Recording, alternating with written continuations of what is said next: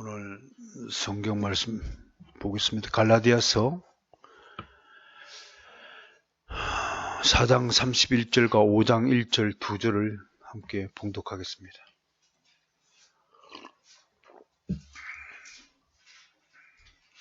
갈라디아서 4장 31절과 5장 1절입니다. 함께 합독하죠. 시작. 그런즉 형제들아 우리는 여종의 자녀가 아니요 자유는 여자의 자녀니라.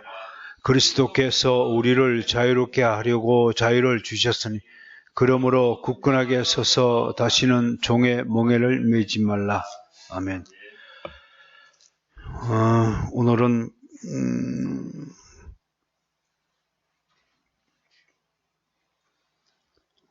성령 제3권 1부, 2부, 3부, 4부가 있는데 2부 그리스도의 삶이 6장에서 10장까지 내용이 되어 있는데 오늘은 그 10장을 다루도록 하겠습니다. 여러분 그리스도의 삶에 있어서 6장부터 10장까지 다룰 때에 특별히 기억나는 것이 있을 것입니다. 첫 번째 1막에서 성경의 지침에 대해서 우리가 가르친 바가 있습니다. 모든 신앙과 우리 행동들의 기본이요 지침은 성경이다 그렇게 말했고요. 두 번째로 그리스도의 경건한 삶은 거룩한 삶은 자기 부인으로부터 출발한다 그렇게 말했고요. 그리고 자기 부인과 함께 십자가를 지는 삶으로 이어져야 한다 이렇게 가르쳤습니다. 그리고 지난주에 우리는 이 현세를 살면서도 늘 오는 세계 내세를 묵상하고 내세를 소망하고 살아야 된다. 그래야 현세의 집착을 버릴 수 있다 그렇게 말하고 있고, 오늘은 이제 10장에 있는 현세 생활을 위한 보조수단들이 뭐냐 하는 것입니다. 즉 기타 이 땅에서 살아가는 우리들에게 유용한 그런 도구들이 뭘까 하면서 짧지만 상당히 그 우리들에게 좋은 교훈을 줄 수 있을 것이다 라고 생각을 합니다. 그 6장부터 9장을 통해서 칼빈은 세상에 대한 애착의 그 위험성을 부단히 경고했습니다. 지난번에도 우리가 애착을 많이 다루었잖아요.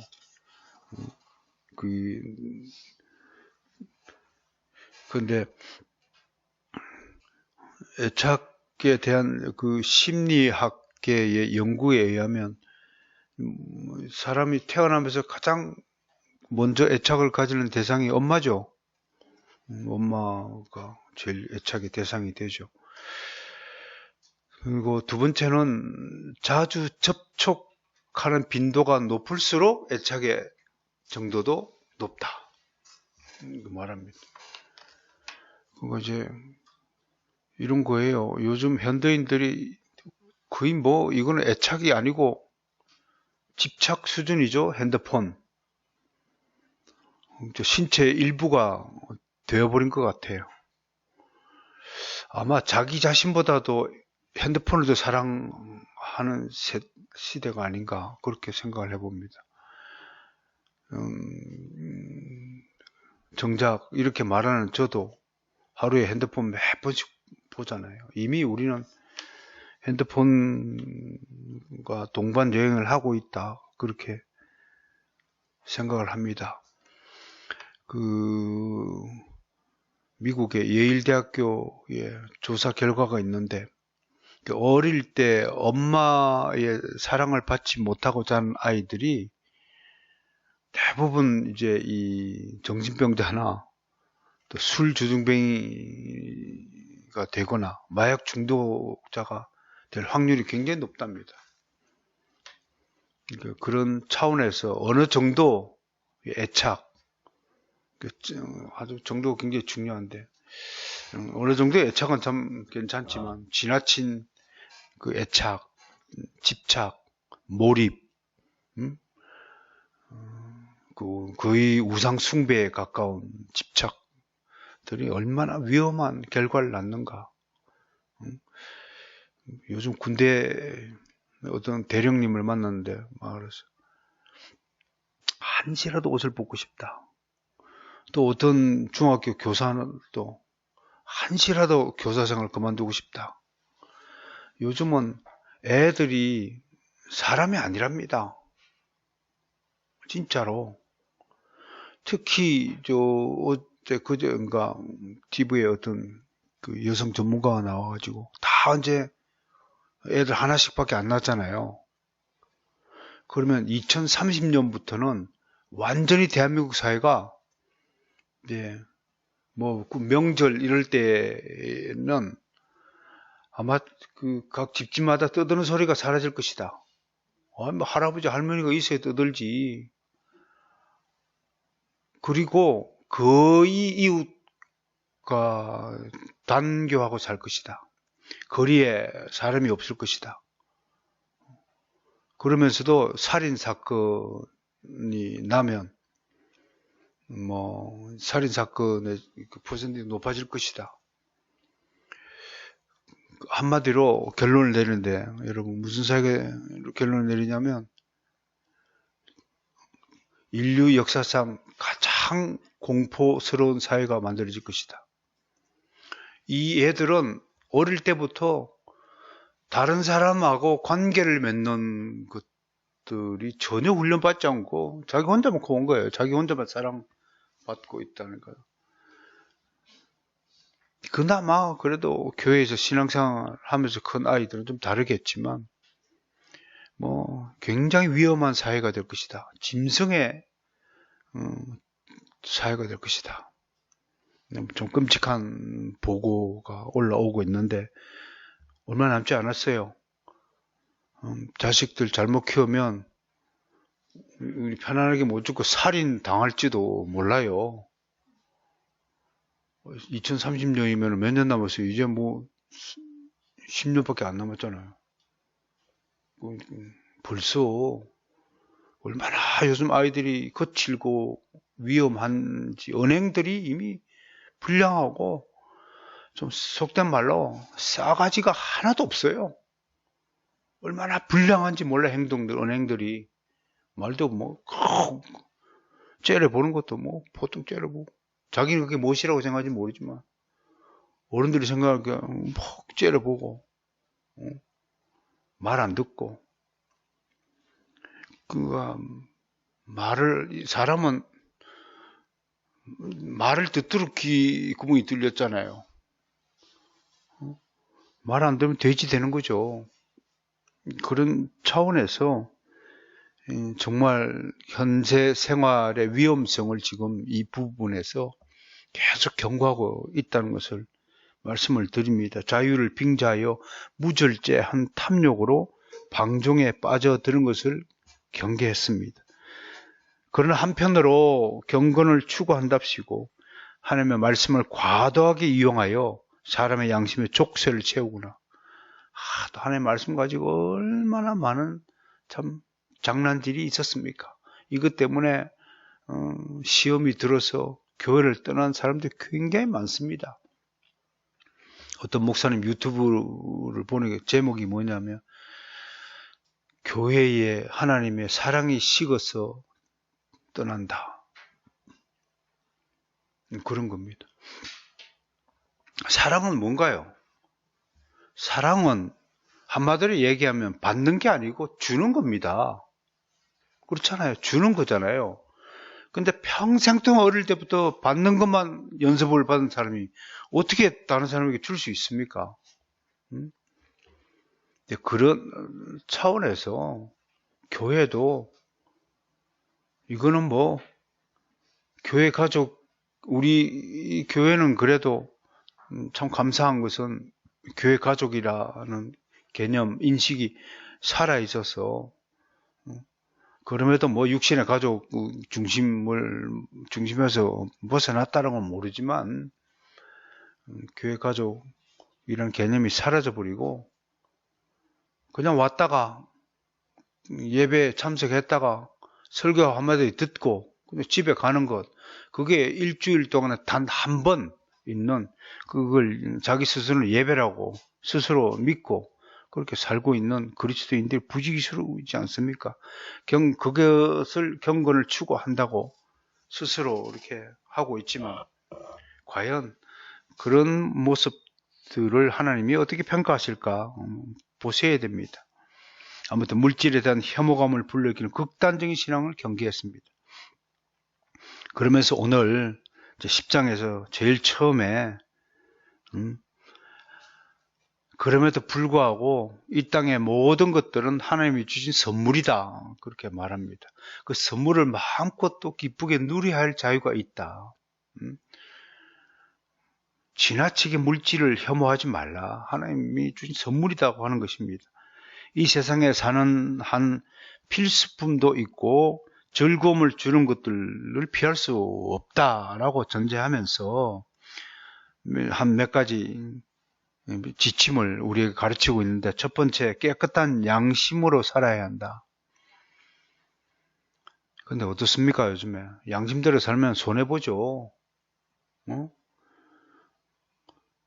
우리 신목사님 요새 일하신다고 바쁘고 힘드시겠지만 세상에 가보세요. 한 푼이라도 더 남의 것을 취하기 위해서 눈을 벌겋게 떠 있어요. 양심 정직이 어디 있어요? 어떻게 하면 속여서 내가 유리한 입장에 설까? 그 싸움인 것 같아요. 그러나 그리스도인은 하나님을 의지하고 믿고요, 선을 행하다가 낙심치 말라라는 가르침대로 양심을 지키고 살아야 한다. 두 번째는 현세에서 우리가 나그네의 힘을 잊지 말아야 한다는 것입니다. 나그네의 힘을 잊지 마라. 너희는 내 규례를 행하며 내 법도를 지켜 행하라. 그리하면 너희가 그 땅에 안전하게 거주할 것이라. 땅은 그것의 열매를 내리니 너희가 배불리 먹고 거기 안전하게 거주하리라. 땅에서 나는 것을 배불리 먹고 즐겨라. 시편 34편인가요? 1절인가? Enjoy your God. 하나님을 즐겨라 라는 말이 나와 있지 않습니까? 이 즐거운 것은 육적인 쾌락이 아니라 정말 하나님과 함께 산다는 것이 얼마나 큰 기쁨인가를 좀 누리고 살라라는 교훈입니다. 두 번째 보십시오. 세 번째, 양극단의 오류에 빠지지 말아야 한다. 그럼에도 양극단이 있습니다. 이게 극단적 이원론주의가 하는데, 테베 사람 크레테스라는 사람을 소개합니다. 이 사람은 재산 전부를 바다에 다 던져버렸다고 하는 겁니다. 우리 교회사에서 피터 왈도라는 분도 오늘 갑자기 성경 말씀에 은혜를 받아갖고 자기 재산을 다 가난한 사람이 나눠주고 자기는 순례길에 올랐다, 동양짓을 하며 살았다고 하는데, 네, 우리 칼빈주의는 이런 것들도 극단적인 결정이다. 옛날에 우리 교회당 짓느라고 집 다 팔아가지고 바친 사람이 있어요. 하나님이 절대로 자기 분깃마저 다 처분해가지고 자기 몫을 다 처분해가지고 그런 엉뚱한 일에 재산을 낭비하도록 말씀하지 않으셨습니다. 하나님 법대로 하세요. 11조 내라면 11조 내십시오. 누구는 또 50조를 낸다고 50불 낸다고 막 설레발 치시는 분이 있는데, 과도한 것들은 넘쳐납니다. 하나님이 법을 지키세요. 11조만 내려면 11조만 내세요. 21조도 필요 없고 31조도 필요 없고 11조를 내세요. 제발 부탁합니다. 하나님이 돈이 모자라서 여러분의 20조를 바뀌었어요. 50조를 바꿨어요. 그런 것들도 방종주의라고 하죠. 그런 것들을 아무튼 양극단에 빠지지 않아야 됩니다. 성경은 만물에 합당한 사용을 위한 일반적인 표준을 제시합니다. 밥이 나쁜 겁니까? 고기가 나쁜 겁니까? 채소가 나쁜 겁니까? 또 뒤에 나옵니다만 좀 까탈스럽게 음식 먹을 때도 맛있게 좀 먹으라고 성경 가르칩니다. 아주 까탈스럽게 이것도 못 먹고 저것도 못 먹고 막 그냥 하나님의 성품이 아니에요. 그건 여러분 성경 어디를 봐봐야 예수님이 음식을 가렸다는 말이 계신가요? 음식 가릴 처음이 없어요. 배가 고파 죽겠는데. 까탈스럽게 하지 말고 좀 즐기라고요. 감사함으로 아무거나 맛있게 좀 먹자고요. 이양 창조 목적을 봅시다. 하나님은 우리의 유익을 위해 만물을 창조하셨다. 이 만물들은 우리 당신 백성들을 유익을 위해서 다 만들어 주신 거예요. 진짜로 삼성 휴대폰도 우리를 위해서 만들어 주신 거예요. 우리 지금 핸드폰 안에 하나님의 말씀을 지금 담고 살아가고 있잖아요. 다른 거 다 집어치고서라도 핸드폰을 만든 가장 큰 유익이 뭐냐? 하나님의 말씀을 담아둔 기계라고요. 나머지 전화하고 뭘 카톡을 하고 하는 건 부차적인 목적이에요. 하나님 말씀이 담은 게 있어요. 제는 영어 성경하고 원어 성경 2개 앱을 깔아놓고 있습니다. 참 유익을 해요. 원어 성경은 뭐 매일 아침 제가 열어서 그걸 보고 내가 이렇게 노트 필사하거든요. 저는.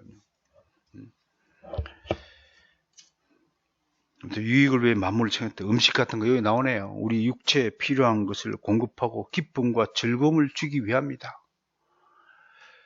이게 음식이요. 입이 까탈스러운 사람은 인간 관계도 문제가 생겨요.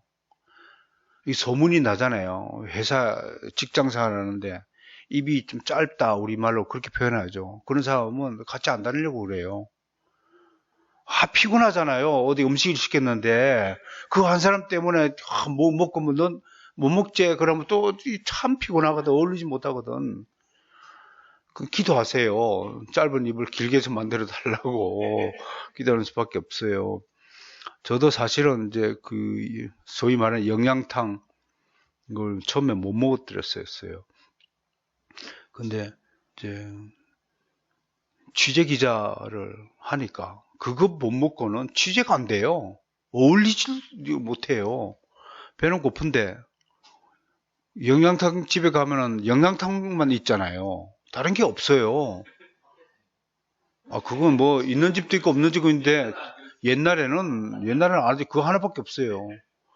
근데 옛날에는 진짜 그거 많이 먹었거든요. 심툭하면 영양탕에 가는. 왜? 뭐 몸을 보약을 도와준다고. 또 그게 과학적으로 그 고기가 열량이 더 많다고 하더구만요. 에너지원이 된다는 거예요. 실질적으로. 그래서 남자들 많이 먹었어요. 다 처음엔 정말 괴롭더라고요. 근데 가만히 보니까 나만 손해 안 먹으니까 그 모임에 안 가면 정보를 얻을 수가 없어. 또 그 모임에 가야 이게 뭐 떡값이라도 이렇게 차비라도 얻어요. 따로 있으면 주지도 않아요. 뭐 그런 게 있어요. 금화비라고 기자들 주는 게 있었어. 뭐 받으면 안 되는 거지만 사실은.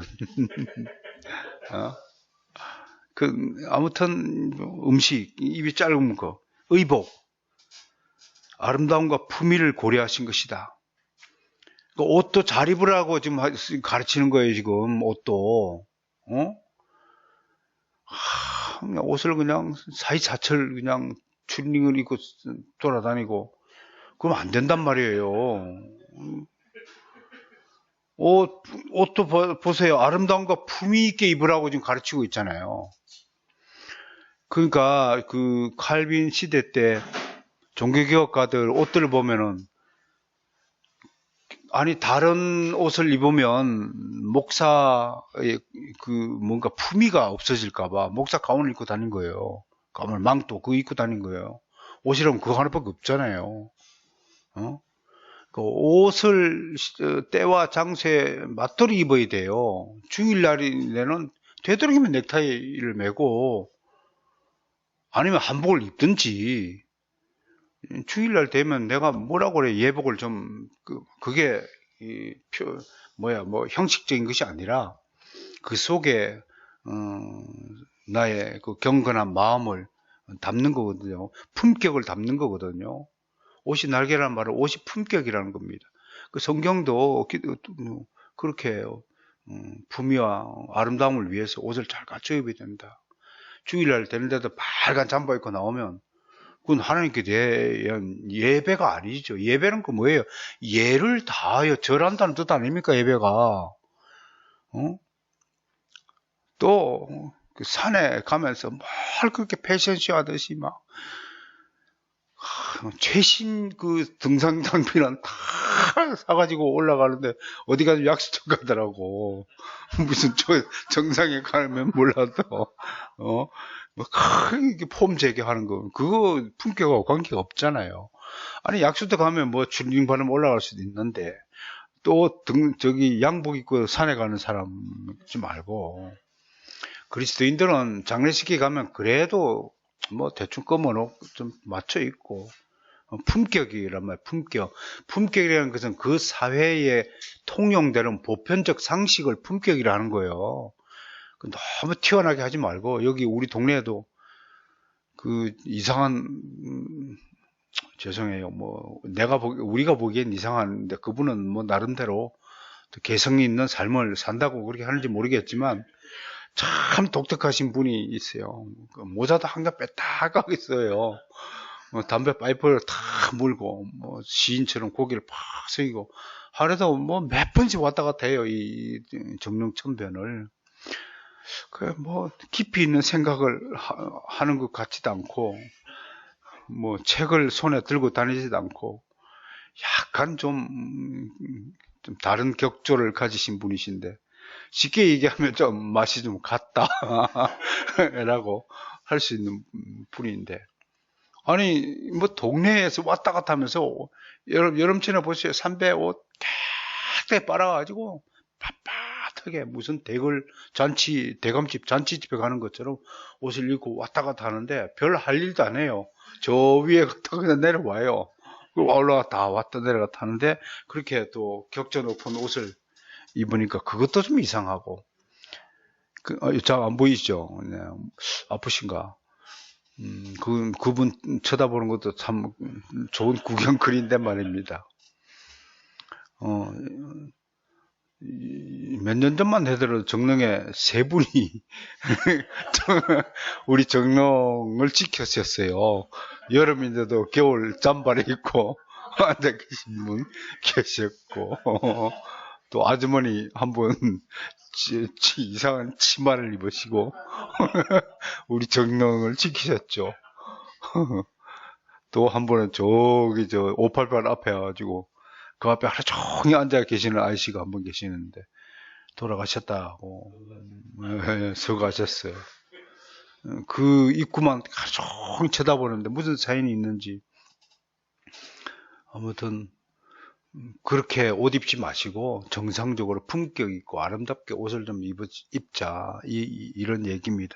주일날을 되도록이면 양복으로 갈아입으시고 잘 맞이해 주시면 좋겠다는 말씀을 드립니다. 그 시편 104편 15절에 사람의 마음을 기쁘게 하는 포도주와 사람의 얼굴을 윤택하게 하는 기름과 사람의 마음을 힘있게 하는 양식을 주셨다. 그 세 가지 음식이네. 포도주, 기름, 양식. 그러니까 얼굴을 보세요. 마음을 기쁘게 하는 포도주. 이건 이제 우리는 술주자가 되었지만 유대인들 입장에서는 그냥 포도즙이에요. 포도즙. 주스예요. 주스. 근데 우리는 주로 번역을 했지만 포도 주스를 말하는 거예요. 그 다음에 그 얼굴을 윤택하는 기름, 이 감람류. 이게 이제 피부병을 고치기 위해서 특히 감람류는 그 중동 지방의 뜨거운 떼약볕 아래 살 때는 그 감람류를 바르면 피부가 보호가 되기 때문에 아주 필수품이었죠.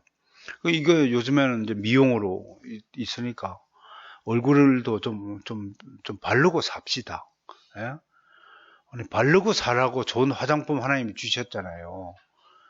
그러니까 사치품이 아니라 오늘 현세 생활의 보조수단들이라는 제목을 적절히 여러분에게 제시했는데 이런 것들을 여러분들이 유익하기 위해서 주신 하나님의 선물들이다.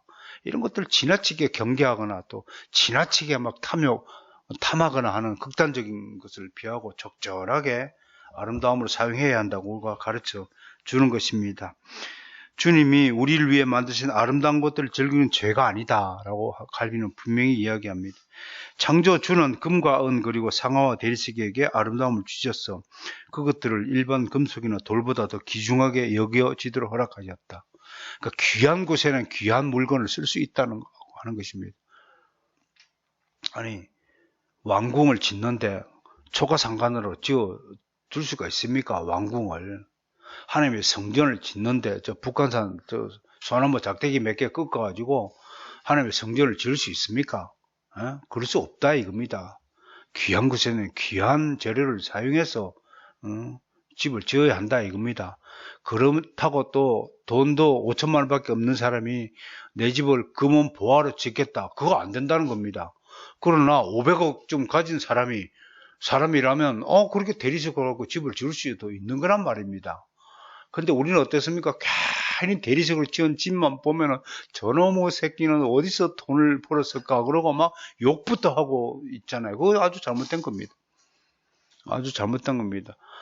부자든 가난한 사람이든 그 분깃은 하나님이 정하여 우리에게 분배해 주셨다는 사실을 믿으시고 각자 받은 분깃에 만족하고 자족해야 한다는 것입니다. 그리고 이것은 필수적인 용도 외에도 우리가 즐길 수 있는 용도로서 매력 있는 많은 것들을 만드셨다. 매력 있다. 이것도 참 유념 있게 해야 됩니다. attractive 해야 한다. 미국에 가면 아주 그 매력이 있는 사람을 you are catch라는 용어가 있어요. you are catch 이거. 그 뭐냐면 catch가 뭐예요? catch catcha 그러잖아. 던지는 사람 피처라고 야구에서 볼 받는 사람을 캐쳐라고 그러잖아. catch가 잡다. 야, 너 사람의 마음을 끄는 그 매력 포인트가 있거나 그걸 catch란 말이에요. you are catch. 그 말이 상당히 좋은 호평을 해주는 말입니다. You are catchy. 당신 정말 매력이 있는 사람이구나. 그럼 어떤 사람을 매력이 있느냐면 참 말 한마디도 맛깔스럽게 하는 사람이 있어요. 목소리도 좋으면 금상첨화죠. 목소리에 관계없이 말을 따뜻하고 겸손하고 굉장히 부드럽게 표현하는 사람이 있는가 하면 말이 거친 사람이 있잖아요. 그럼 뭐 굉장히 첫인상이 좋지 않죠. 그런 분들과 말이 거친 사람과 좋은 관계를 맺을 수가 없죠. 그런데 이제 이런 사람을 두고 그 사람 마음은 그렇지 않은데 말이 좀 거칠어. 그거는 굉장히 모순된 말입니다. 원래 마음이 거치니까 말도 거친다고 하는 거 보는 것이 정상이란 말이에요. 말이 없다 그러면 그 이야기를 심리학적으로 정말 다른 사람에 관심이 없거나 사랑의 능력이 부족하기 때문에 말이 없는 거예요. 사랑할 줄 모르기 때문에 말이 없는 거예요. 그런 타입은 사랑의 능력을 계속 키워야 돼요. 항상 이번에 줄였으면서 내가 먼저 사랑이 하나님의 사랑이다라고 강조했는데 사랑은요 먼저 다가가는 것이 사랑입니다. 다른 사람이 말을 걸었을 때 말을 대답하면 사랑 아니에요. 이미요. 늦은 거예요. 먼저 사랑한 거예요. 그가 먼저 우리를 사랑하였음이니라. 요한일서 4장 19절 말씀을 유념하여 주시고 정말 당신이 그리스도인이라면 항상 먼저 다가가야 합니다.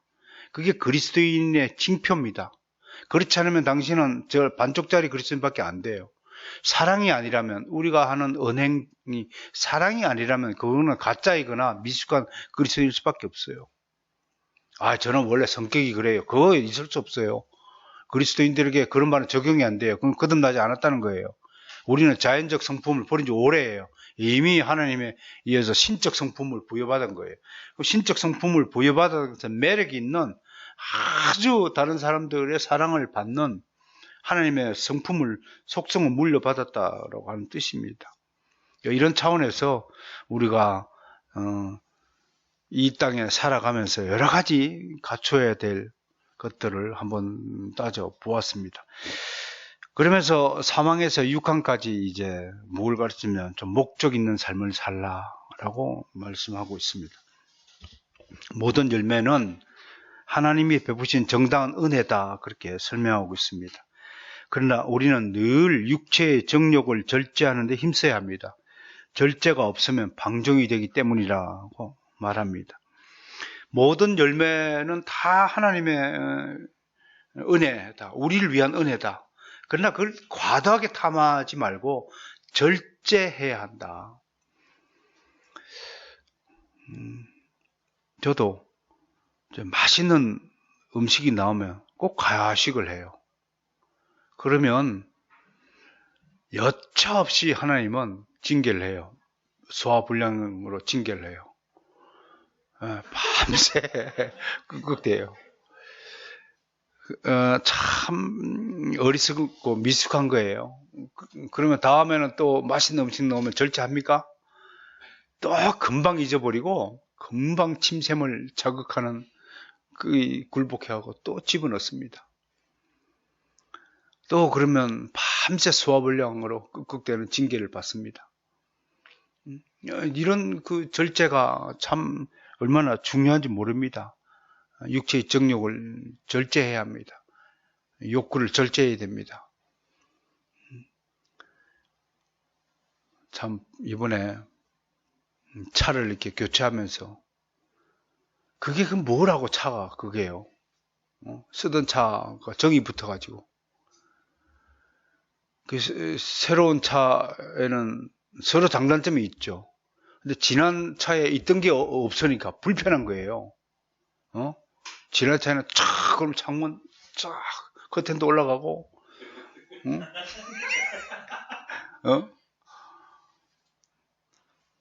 의자 착착 마음대로 대고 그런 게 없으니까.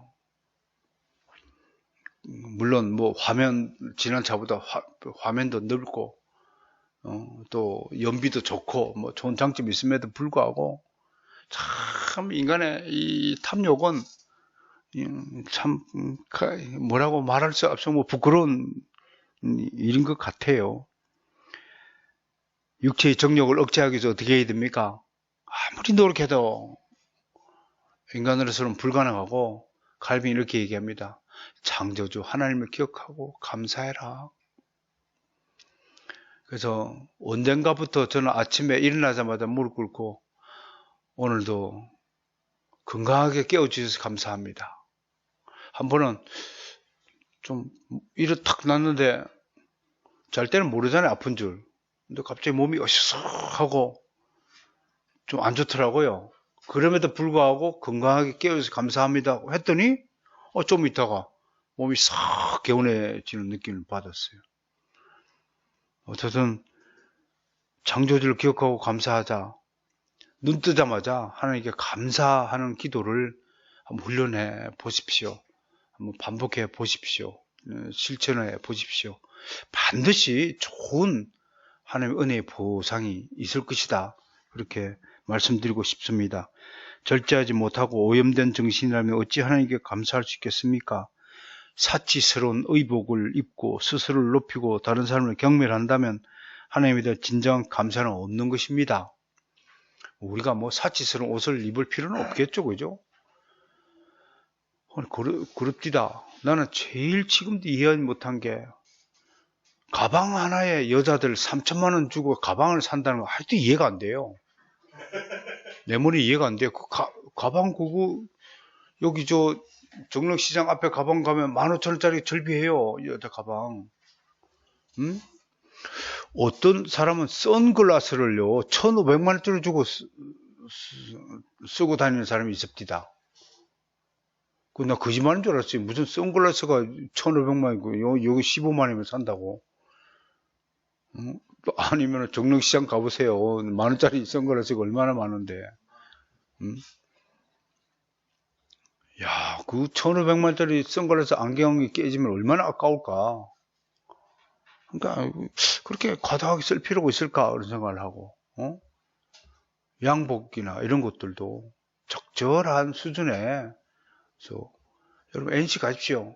NC는 그 백화점이 아니고 아울렛입니다. 싼 거 많습니다. 백화점 가니까 뭐 몇십만 원짜리가 거기는 뭐 한 5만 원이면 살 수 있어요. 우리에게 적당한 거, 검소하면서도 얼마든지 매력적이고 아름답게 품격이 있는 의복을 할 수 있다고 저는 생각을 합니다.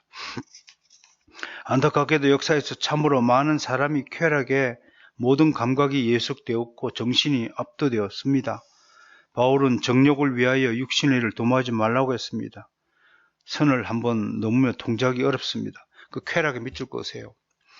역사상에서 이 쾌락주의자들이 제법 있었습니다. 여러분 뭐 유명한 에피쿠로스 학파, 이 쾌락주의를 선언하고 촉구했던 이들인데, 인생 뭐 있냐? 인생은 쾌락이 목적이다. 우리가 말하는 그런 뭐 육신의 방탕한 쾌락이 아니라 아무튼 눈에 보이지 않는 뭐 신들 찾아다니느라고 시간 허비하지 말고 인생의 참된 의미를 발견하고 이성의 능력을 발휘하는 것들이 진정한 쾌락이다. 이런 내용이 이제 에피쿠로스 학파인데, 그들 후회를 에피쿠리안이라고 합니다. 또 헤도니스트, 영어로는 히드니스트라고 있는데 헤도니스트들이 많았습니다. 이 쾌락주의자들은 헤도니즘이라고 하는데, 요즘에 핸드폰 중독자들을 전문용어로 디지털 헤도니스트라고 합니다. 전문용어로 디지털 헤도니스트, 디지털 중독주의자, 쾌락주의자라는 겁니다. 중독보다도 그런 용어를 쓰고 있다는 거. 우리 성경은 번역을 키프러스 섬이라고 하는데, 원래 이름은 사이프러스죠, 그죠? 사이프러닉하다란 말은 그쪽의 사람들이 굉장히 쾌락을 즐겼기 때문에 사이프리안이라는 후예들이다, 그런 용어도 있었다는 거. 또 우리나라에도 이 쾌락주의자들이 굉장히 많은가 봐요. 저도 잘 몰랐는데 알지 못한 인터넷 상에서 성매매 하는 그 사이트들도 굉장히 많고요. 요즘에 초등학생들이 그런 사이트에 회원으로 가입해가지고 벌써부터 성적인 그 쾌락에 오염돼가지고 여자를 여자로 보지 않고 성적 놀이개로 보는 것. 우리 월요 광저에 사모님 한 분이 나오시는데, 요즘에 따로 그 성교육 그 전문 강사 교육이 있답니다. 그 6개월 동안 수료하면 이제 성교육 강사로 나서는데, 요즘에 정말 심각하답니다. 이제 정상적인 그 섹스는 재미없어 하고요. 아주 괴기스러운 섹스를 추구하는 분위기가 역력하답니다. 지금 사회에 전반적으로. 특히 지금 동성애자들은요, 온갖 해괴한 그 성행위를 진짜 은연중에 공공연한 비밀이 되어서 자행하고 있다고 합니다. 설마 그럴까? 그렇게 생각했는데 실제로 그렇다고 하네요. 어떻든 현세에서 살아가면서 칼빈의 초점은 하나님에게로 모아집니다. 그리고 우리 인생이 지금의 삶이 중요한 것이 아니라 영원한 삶이 더 중요하다. 그래서 영생으로 우리의 눈을 돌립니다. 그리고 영생을 묵상하기 위해서는 첫 번째, 아까도 말씀드렸다시피 애착을 갖지 마라. 이건 좀 애착이라고 번역했지만 집착으로 좀 바꿨으면 좋겠다는 생각이 들어요. 애착은 뭐 긍정적인 요소도 있지 않습니까? 집착하지 마라. 다른 말로 하면 숭배하지 말라. 그렇게 말씀을 드리고 싶어요. 육체의 일에 너무 열중하면 영혼의 일을 잊어버리잖아요. 그러니까 이번에 보세요. 신자는 가급적 적게 탐하고 부를 과시하지 말아야 하고, 은퇴한 것은 언급도 하지 말아야 된다. 음탕한 일은 입에 올리지도 말아야 된다. 상상치도 말아야 된다. 쳐다보지도 말아야 된다. 그 사이트를 핸드폰을 이렇게 뒤지기다도 뭐 야리 꼴리한 여자 모습 보면 얼른 넘겨요. 그게 피하는 것이 최선의 길이에요. 한 청년이 저한테 상담을 의뢰해 왔습니다. 옛날에 믿기 전에 엄청 음탕한 짓을 하고, 그래서 회개하고 교회 다니고 세례를 받고 신앙생활을 하는데 자꾸 옛날에 그 지었던 죄가 떠올라서 괴로웠고, 너무 괴로우니까 예배드리고 나오다 성경책을 확 그냥 바닥에 집어 던지기도 하고, 또 또 여자 목사한테 상담을 받으면서 막 상을 엎어버리기도 하고, 여자 목사가 사람을 안 보이고 자꾸 그 섹스 파트너로 눈에 보이고, 그 이제 중독 증세죠. 그 이제 그런 고통 속에서 공황장애와 우울증을 겪기도 하고, 그러다가 이제 인터넷을 통해서 제가 옛날에 그 성령 회방죄, 사함받지 못한 죄라는 글을 읽고 저에게 연락이 왔어요. 그 1차적으로 답변을 했어요. 옛날에 지은 죄는 다 도말되었으니까 염려하지 말고 구원 확신까지 살십시오 했는데, 이번에 또 메일을 통해 장문에 또 질문이 왔길래 오늘 오전에는 그이와 답변해주고 상담해주느라고 시간을 다 했는데, 요즘 이런 이상현상을 보이고 있는 성도들이 꽤 많은가 봐요. 그래서 성경적 상담을 전문적으로 연구하신 목사님 찾아오고 상담을 좀 하겠다고 그래서 그러시라고 내가 그렇게 말았는데, 물론 저도 기초적인 상담은 해줄 수 있겠지만 좀 더 전문적인 상담을 받아야 될 것 같아서 보냈습니다만, 그러니까 음탕한 것이 떠나질 않아서 미치겠다는 거예요.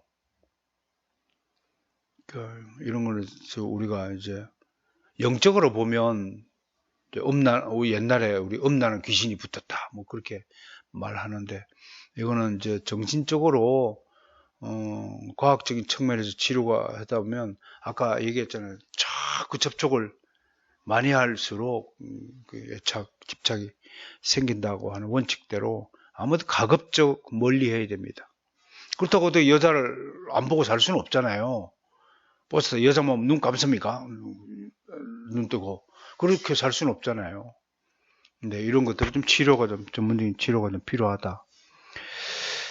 그 다음에요, 하여튼 애착을 가지 말아야 된다고 5항에 보면 두 번째 이유가 있는데, 그것이 뭐냐면, 궁핍하고 자원이 부족한 사람은 가진 것부터 인내하며 사는 법을 배워라. 두 번째 밑줄 것에 인내하며 사는 법을 배워라. 첫 번째는 1항, 4항, 첫 번째는 애착을 갖지 않아야 한다. 두 번째는 5항, 1항에 있는 1절에 있는 인내하며 사는 법을 배워야 한다. 그 다음에 세 번째가 뭐냐면 지나친 욕망으로 괴로워하지 말아야 한다. 이게 이제 이 청년이 이제 괴로워하는 건데, 이것도 사탄의 미혹당함의 결과일 수도 있다. 그렇게 생각해 볼 수 있겠습니다. 꼭 그런 건 아니겠지만, 자꾸 사단은 죄책감을 통해서 우리를 괴로움 속으로 빠뜨리고 갑니다. 네가 과연 하나님의 자녀일 수 있느냐? 어떻게 하나님의 자녀이면서 그런 짓을 할 수 있느냐? 그럴 때 솔직하게 인정해야 됩니다. 우리 그럴 수 있습니다. 그건 하나님께 나와 성령님께 도움을 간구해야 됩니다. 성령님, 제가 다시는 이런 같은 죄를 저지르지 않도록 지켜주시고 용서해 달라고 용서를 구하는 기도를 해야 합니다. 우리에게는 용서를 구할 수 있는 권리가 이미 우리에게 주어졌다는 사실을 잊지 마시길 바랍니다. 그게 아버지와 아들 관계이기 때문에 그렇습니다. 남의 자식 같으면 이제 자꾸 잘못 저지르면 이웃집 아저씨는 절대 용서 안 합니다. 야, 너 한 두세 번 내가 용서를 했는데 또 같은 죄를 지었냐? 너 이놈아 다시 내 찾아오지 마.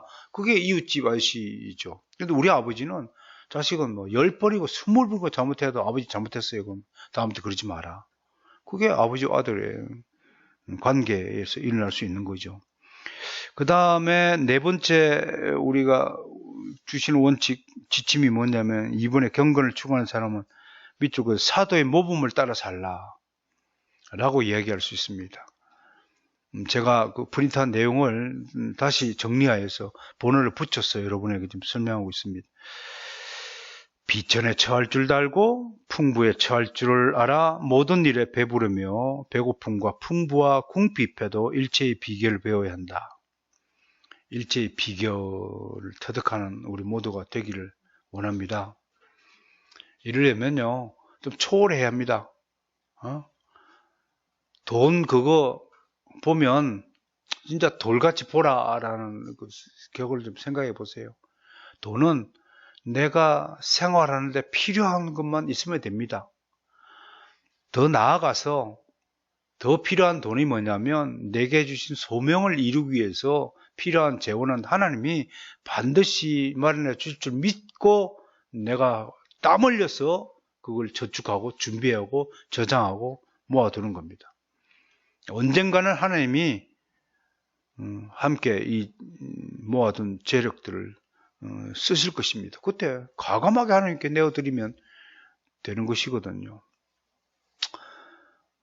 모두에 저는 개인적으로 기도했습니다만 올해 세 가지 중요한 일이 우리 놓였습니다. 하나는 당장 두성클럽 창립해야 하고 실질적으로 1년에 4번씩은 장애인들 위한 사역을 해야 합니다.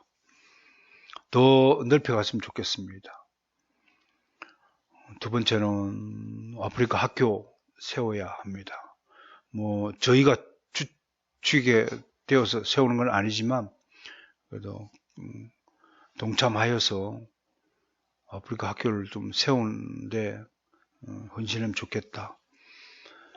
그 다음에 정말 이런 제가 죽기 전에 반드시 이루어야 될 일이고 이 일만은 우리 모두에게 주신 사명이라고 생각하면서 여러분들에게 다시 선포하는 거지만 진짜 제대로 된 성경적 총회, 가칭 마스터스 개혁파 총회를 구성해야 합니다.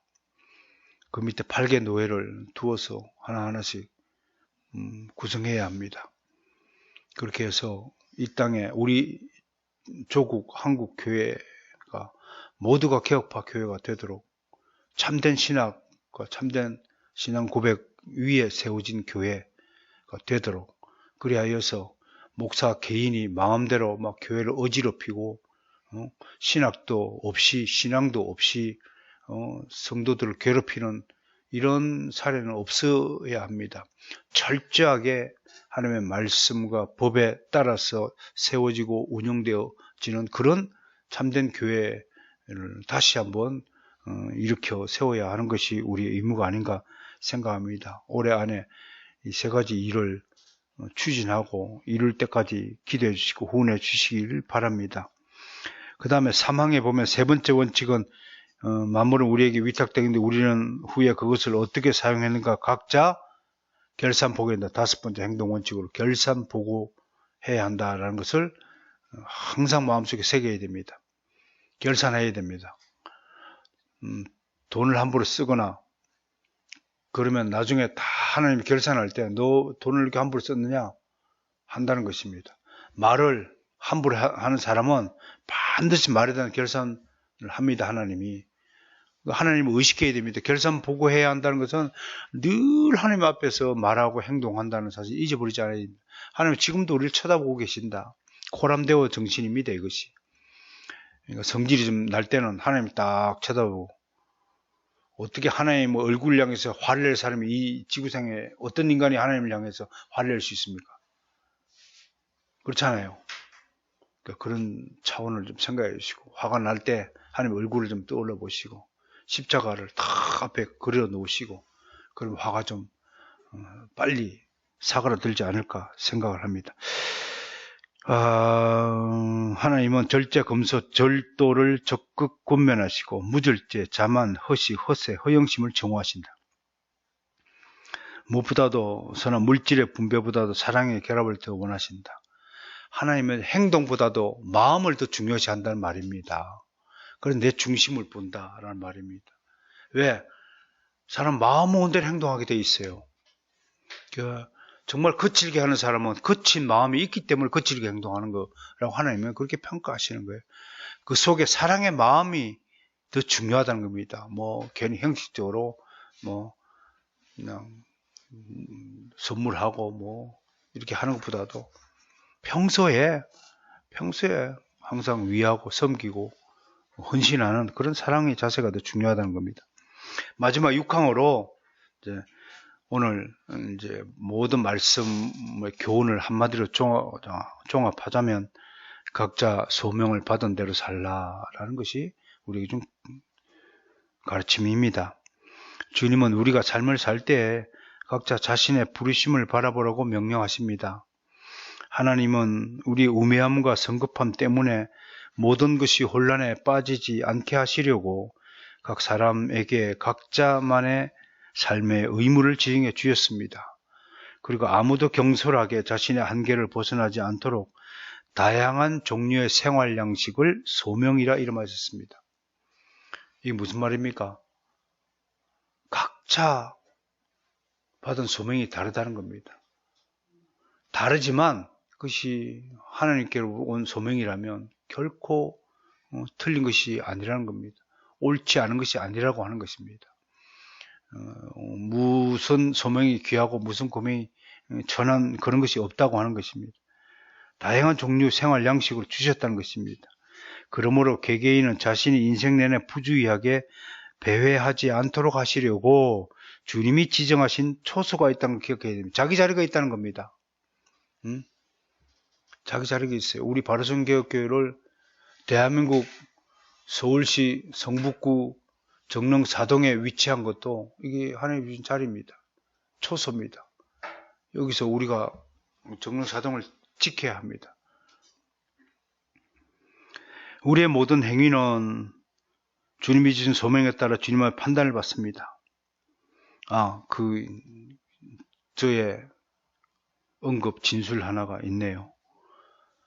제가 살아있을 때는 그냥 잊어버리시고 죽고 나면 혹시라도 명언집 이렇게 하고 하나 하라고 이렇게 소개했습니다. 함께 읽습니다. 시작. 신자는 순례자이지 방랑자가 아니다. 순례자는 목적지가 있지만 방랑자는 목적지가 없다. 우리는 나그네지만 순례자 즉 나그네입니다. 목적이 있는 나그네라는 뜻입니다. 아무 목적이 떠도는 방랑자가 아닙니다.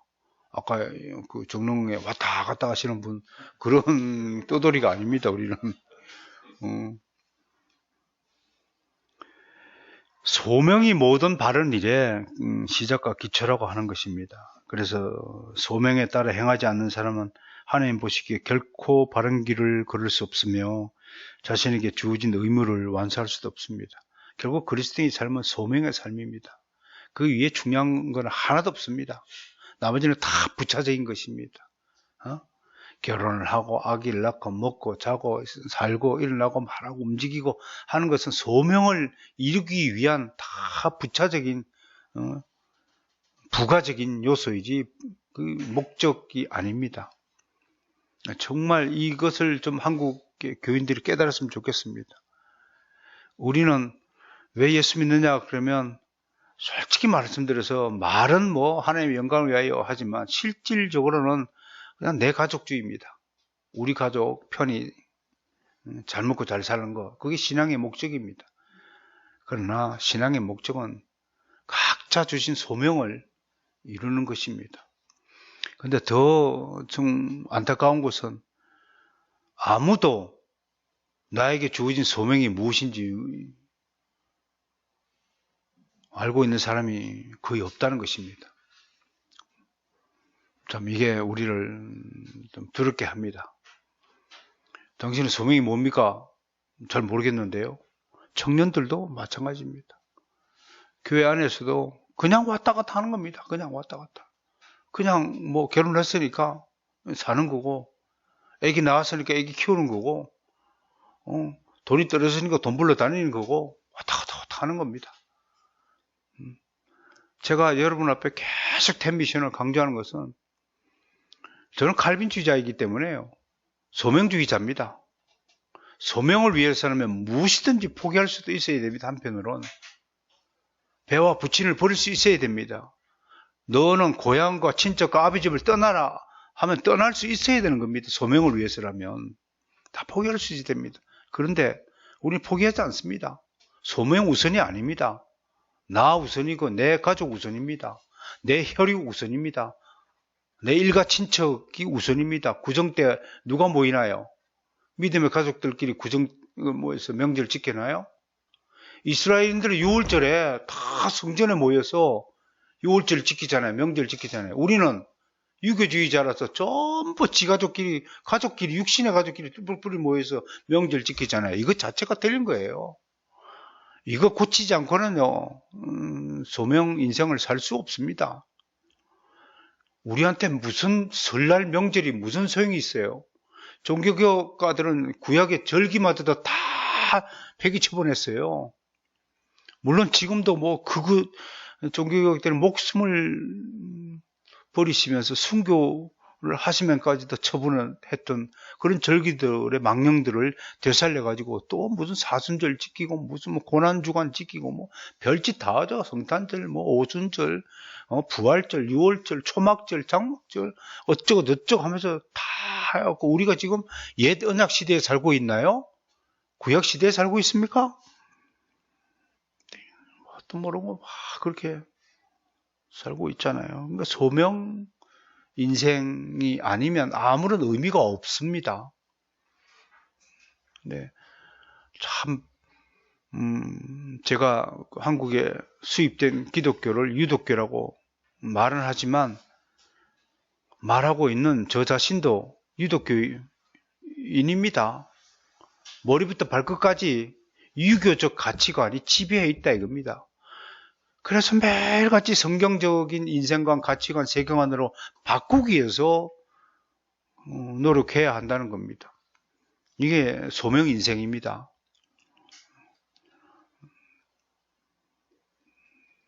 다시 한번 텐미션을 기도해 주시기 바랍니다.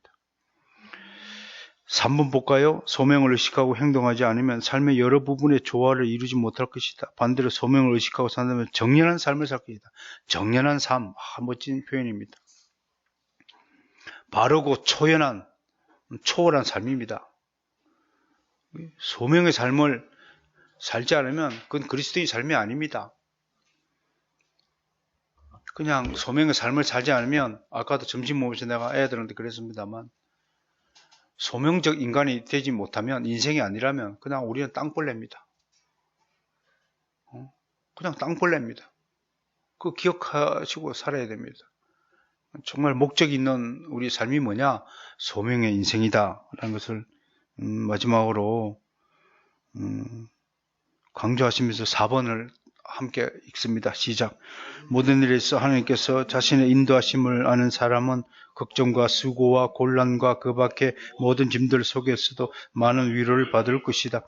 아무리 보잘것없고 천한 일이라 할지라도 그것이 소명을 알고 순종한다면 하나님 앞에서 그 일이 빛날 것이며 매우 귀중한 것으로 인정받을 것이다. 오늘 10장의 가르침 4가지로 다시 정리하고 마무리하겠습니다. 첫 번째, 애착을 버려라. 두 번째, 영혼의 일을 돌보라. 육신의 일이 아니라 영혼의 일을 또 중히 여기라 말이고. 세 번째, 인내하고 자족하라. 우리 신앙의 일은 참고 참는 겁니다. 네 번째로, 받은 소명대로 살라. 분기 신앙이요 소명 인생입니다. 이것을 잊지 마시고 좀 우리 인생을 거룩하고 경건한 수준으로 끌어올려서 지금까지의 땅벌레 같은 인생을 좀 벗어나서 좀 하나님을 영광스럽게 하는 그런 거룩한 인생이 되기를 주의 이름으로 축복하고 소원합니다.